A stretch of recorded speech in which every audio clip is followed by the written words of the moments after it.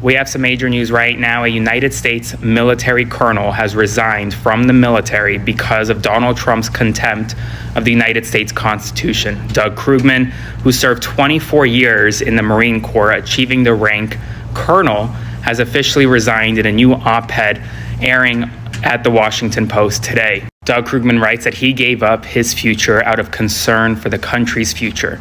He submitted his resignation following Pete Hegseth's speech to Pentagon generals and admirals earlier this year, a speech that many condemned as a loyalty test. Krugman also wrote to his fellow service members who are still in the force, telling them that they should feel confident in questioning illegal or immoral orders given by superiors like the President of the United States or the Secretary of Defense. Doug Krugman served 24 years in the Marine Corps. He has resigned because of Donald Trump and his worry about the collapse of our nation's government. Spread the word because people need to know this ahead of No King's Day. Follow along for more and subscribe to my Substack, linked in bio. Hello guys, welcome back to my social commentary. I hope we all are doing good and we are watching this video. After 24 years of extraordinary service in the U.S. Marine Corps, Colonel Doug Krugman is walking away. Hear this. He is walking away not because he is tired. He is walking away because he is seriously alarmed. In a post made by Washington Post, Colonel Doug Krugman stated his point and made it clear that September 30th, 2025 will be his final day of service at the U.S. Marine. He said that he can no longer continue to swear an oath of service to the Constitution to a commander-in-chief that he believes is ignoring it. So while we dive straight into the video, if today is your first time of coming across this video, do well to subscribe to our channel. Tell us what you think about this particular video in the comment section. Please like and share the video to help the channel out. A Marine colonel with 24 years of service just resigned. Not for money, not for politics, but because he says Donald Trump is pushing the military past its constitutional limits. Colonel Doug Krugman wrote in the Washington Post that he couldn't keep serving under a commander who, in his words, shows disregard for the Constitution. He's urging other service members to think before following any orders that could be illegal or immoral. I'm a military family. Almost everyone in my family has served, so I understand what that oath really means. You swear to protect the Constitution, not a politician. And when someone at the top starts testing that line, good soldiers start asking hard questions. Krugman didn't just quit a job. He gave up a lifetime career to make a statement. That loyalty to the Constitution comes first. That's not rebellion. That is its truest form of patriotism. If you believe in this country and what it's supposed to stand for, then share this.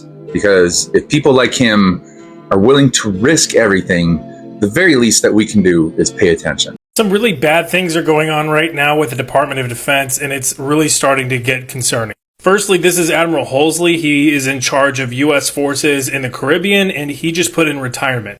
He's set to retire at the end of this year. He's only been in this position for 1 year, and usually admirals are in that position for at least 3 years. So needless to say, this is abrupt and unexpected. We have a post from Secretary of War Pete Hegseth where he congratulates him on his 37-year career and basically wishes him luck in his next endeavor. It's hard not to take this all within the context of what all is going on in his own area of operations. Here we have a report of U.S. forces killing Colombians in a strike on a boat in the Caribbean. And even more recently, a Trinidadian family stepped forward and said that their family had been killed by U.S. forces in the Caribbean.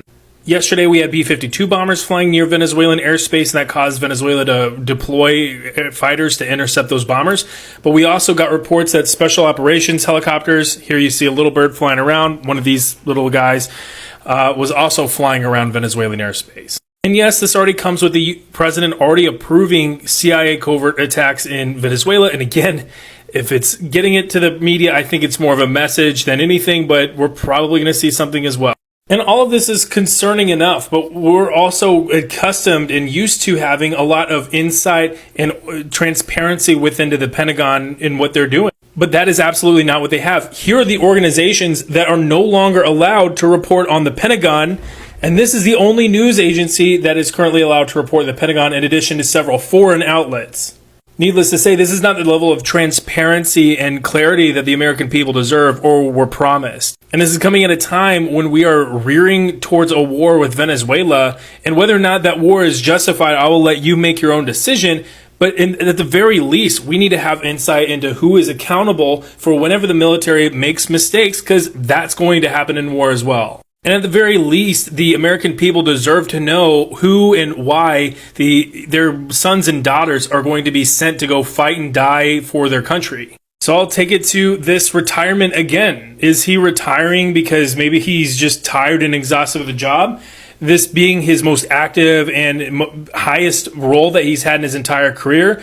Or is he retiring because he feels like he just can't stand what is being done and he can no longer follow the orders of the Secretary of Defense? We're no doubt going to get more insight into why exactly this happened in the future, but it's concerning. Hey, good morning and happy Friday. I wanted to talk to you about a couple of resignations recently and what they mean, along with some other things that don't really bode well for Trump and the GOP.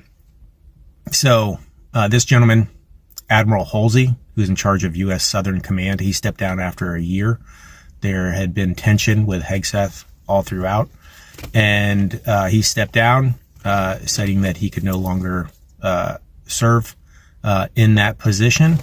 And so there are some who are saying, well, why is only one guy stepping down, and why isn't everybody stepping down? And I think Admiral Halsey is a warning shot, along with Colonel Krugman, who I'll talk about in a second. But I think he's a warning shot. And this is one of those things, as you noticed, with like the 800 senior leaders in that room who gave Trump and Hegseth nothing, and would not give them the adoration and the loyalty that they felt they deserved for their words and what they were saying about the American people. This is a warning shot. This step down. And you're not going to see mass resignations and a mass exodus of leaders who will step away from the job. Because if you get down to the bare bones and the MAGA and the loyalists and the fascists, and there are a couple inside the military, if you get down to them, there's no one to say no. And so all of these men and women are holding the line. So they are there to say no. And Halsey is a warning shot. And I think some of this has to do with potentially Venezuela, and the ships that they've been targeting, that really there has been no backing that they're actually carrying drugs. But I don't know, that's speculation. And now you're going to have somebody else step into that position, and that person is going to hold the line. And so it might get a little saucy with people resigning or people being fired. But every time that happens, remember that is another person who's holding the line. And the ones who stay, it doesn't mean that they're just doing whatever he wants, whatever they want. It doesn't. It means they're going to be there to say no when the unlawful order comes down. And that's up and down through the command. And Trump and Hegseth do not have more respect than these people that they have served with for 30 years. Right? In battle. And so the second person was Marine Colonel Krugman, who also resigned after 24 years, and he was an infantry officer and did some executive duties as well. And he stepped down, and he cited, flouting the Constitution. And that's a Marine. That's a Marine infantry guy. Every Marine is an infantry guy, just so you know. But yeah, so that sends a message, not only to Trump and Hegseth, but a reminder to his men and women, brothers and sisters that he commands that are side by side with him inside the service. And that sends a message to hold the line. Hold the fucking line. And that is what happened. That's what's happening. And so when you see these things happening, like, well, and now he owns the military, now nobody else will stand up. That's not how it works. It's not how it works. If he owned them, they would be in every city. He wouldn't worry about the National Guard. He'd just be sending them in there. And he'd be sending them to arrest political enemies with the military. And please understand that. So these men and women are not going to sacrifice the country for him, and just leave their jobs. But they're going to hold the line, and they're going to say no when they need to. And oh, by the way, they're going to have a shit ton of documentation and information regarding what is happening inside the military, especially with, some of these things with, like I said, Venezuela, and AKA drug boats that may have just been fishermen. That stuff is coming back around to bite. So be aware of that. It's just like in the FBI, Kash Patel, a criminal, walked into a house of cops. Now he's giving them everything that they need to put them away for life. So please be aware of that. I know it can get crazy, and that the one assumption is that, well, somebody left, so everybody else is going to toe the line, and that's not the way it goes. Or again, they would be in every city. And please look at some of the federal rulings, the judge rulings actually, that talking about no crowd control measures like tear gas, and now they have to wear body cams in Chicago. So all of these things are pushbacks against Trump and the Republican Party and what they're trying to do in the fascist takeover. Just realize that. And again, if you own the military, he'd just go arrest those judges. He wouldn't just be spouting shit about them being insurrectionists and then doing nothing. He would go arrest those judges because he had the military. And he doesn't. So the military is holding the line. Please be aware of that. And respect to these two individuals, Halsey and Krugman, for what they've done, for doing that. And they're sending a message, which is just another form of messaging, just like the 800 senior leaders that were sitting in their room and what they said by not saying anything. So please be aware. Thank you. The Admirals' revolt against the Trump regime has begun. Utter turmoil and chaos taking place in the United States military right now, as yet another top commander has suddenly resigned. This time, the top commander in Latin America, Alvin Halsey, suddenly quit less than 1 year into his tenure as the head of Southern Command, the individual in charge of the United States Navy in Latin America. Apparently, this resignation comes based on his strong opposition to the Trump regime's war crimes taking place off the coast in Venezuela and Colombia, where the Trump regime continued to demand unlawful orders be carried out in the form of blowing up these fishing boats off the coast of Venezuela and Colombia as well. Here's the reporting. 4-star Admiral Alvin Halsey, head of Southern Command, stepping down after less than a year in his position. One of the U.S. officials said that Admiral Halsey had raised concerns about the mission and the attacks on alleged drug boats. The reporting from CNN, New York Times, Washington Post, and others is as follows. Tensions were simmering between Secretary of Defense, who unlawfully refers to himself as Secretary of War, former Fox News host Pete Hegseth, and Halsey for weeks. Hegseth did not believe that Halsey was moving quickly and aggressively enough to combat drug traffickers in the Caribbean and complained about not being given info he needed about ops per sources. But Southcom, which is what Alvin Halsey, Admiral Halsey led, was concerned about the operations not being lawful. In other words, that war crimes were being committed, and Admiral Halsey did not want to be a part of these war crimes. I can't emphasize enough how unusual a resignation like this is, and I think it demonstrates what I think will soon take place with mass resignations amongst the top admirals and generals. As Phil says, U.S. Admiralty was born after the Civil War. A 4-star admiral quitting mid-operation, the way Halsey just did, is a rupture of that order. Halsey's exit amid lethal Caribbean strikes is a 5-alarm warning. Trump and Hegseth are pushing unlawful orders and driving commanders out. The Admirals' revolt has begun. The Admirals' revolt against the Trump regime has begun. We have some big news this afternoon. The United States military is fighting back against the President of the United States. Today we learned that Marine Colonel Doug Krugman resigned after 24 years in the United States Marine Corps, citing Donald Trump's contempt for the United States Constitution and the erosion of democratic norms in the United States of America. His resignation coincided with Donald Trump and Pete Hegseth's partisan speeches to military leaders. In a new Washington Post op-ed, Krugman writes that he could no longer serve under a president who, quote, tests how far he can ignore constitutional limits, referring to Donald Trump's use of emergency powers, the federal deployment of the National Guard, and labeling cities like Portland war zones. He further condemned Donald Trump's 2025 pardons of January 6th rioters and his refusal to grant asylum to Afghan allies, calling such actions immoral. Krugman went on to further urge those in the United States military, his former colleagues, to question whether or not Donald Trump's orders, the orders he is giving, are legal and moral, and whether or not they actually have to follow him. That is significant news. He served 24 years in the United States military, and he has resigned. He has left the service. And he likely won't be the last one either.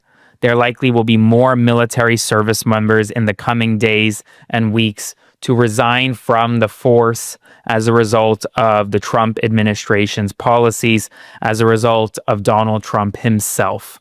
And it comes at a time, it's interesting that he cited Donald Trump's contempt for the United States Constitution. Because just minutes ago, in breaking news updates, John Bolton, the former national security advisor to Donald Trump under his first term, was indicted by a grand jury in the District of Maryland. Now, Bolton's indictment is not surprising. We knew that it was coming for a long time after FBI essentially raided his home in Greenbelt or in southern Maryland earlier this year. And while now Bolton faces criminal charges associated with the mishandling of classified documents. Now, I know a lot of people don't like John Bolton. He was one of the chief architects behind the failed war in the Middle East, the failed war in Afghanistan and Iraq. But John Bolton is a political opponent of Donald Trump's. This is the third political opponent of Donald Trump's to be indicted in a span of just 3 weeks. You first had former FBI Director James Comey indicted in the Eastern District of Virginia in Alexandria. Then you had Letitia James, the current sitting New York attorney. Morality is very much a personal choice. It's shaped by society, it's shaped by religious beliefs. But for me, the pardon on his first day of his second term of the January 6th rioters, insurrectionists, was a moral line for me. The oath is to defend the Constitution. That group of people tried to storm the Capitol, were chanting for the death of elected leaders, and were trying to keep our Congress from performing its constitutional role. So his choice on his inauguration day was a first step that week that led to me to decide by that Friday I was going to retire from the military this year. What about morality is very much a personal choice. It's shaped by society, it's shaped by religious beliefs. But for me, the pardon on his first day of his second term of the January 6th rioters, insurrectionists, was a moral line for me. The oath is to defend the Constitution. That group of people tried to storm the Capitol, were chanting for the death of elected leaders, and were trying to keep our Congress from performing its constitutional role. So his choice on his inauguration day was a first step that week that led to me to decide by that Friday I was going to retire from the military this year. What about morality is very much a personal choice. It's shaped by society, it's shaped by religious beliefs. But for me, the pardon on his first day of his second term of the January 6th rioters, insurrectionists, was a moral line for me. The oath is to defend the Constitution. That group of people tried to storm the Capitol, were chanting for the death of elected leaders, and were trying to keep our Congress from performing its constitutional role. So his choice on his inauguration day was a first step that week that led to me to decide by that Friday I was going to retire from the military this year. What about morality is very much a personal choice. It's shaped by society, it's shaped by religious beliefs. But for me, the pardon on his first day of his second term of the January 6th rioters, insurrectionists, was a moral line for me. The oath is to defend the Constitution. Yo guys, thank you for watching the video. I really appreciate. So Colonel Doug Grugman pointed out what he is described as how far will the president go to ignore the Constitution. He said that this turning point came to light when he witnessed how the administration treated the January 6th Capitol riot. The pardon of the rioters. Immediately, Trump returned to the White House, and the federal move to deploy troops to cities like Portland with questionable legal ground. He made it clear and said that he gave up his career out of the concern of the future of the country. So guys, we really appreciate you for watching this video. Tell us what you think about this particular video in the comment section. And like I said before, if today is your first time of coming across this video, do well to subscribe to our channel so that more videos about what is happening in the country will pop up your screen Like and share the video to help the channel out. You're welcome.